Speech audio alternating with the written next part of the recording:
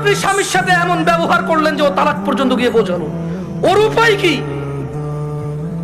ওই বেচারার উপায় কি? ধরলামও খারাপ, ওর চেয়ে নিকৃষ্ট পুরুষ আর এই পৃথিবীতে আমি ধরে নিলাম। আপনি যদি ওর সাথে এমন ব্যবহার করেন যে ও তালাক দেওয়া ছাড়া রেখে উপায় নাই, একটা ঘরে আগুন লেগে গেছে, বের হবে না মানুষ? মানুষ বের হবে না? এই দরজা বন্ধ, সেই দরজা বন্ধ, সেই দরজা বন্ধ, জানালা দিয়ে হলো তো মানুষ বের হবে, বের হবে না?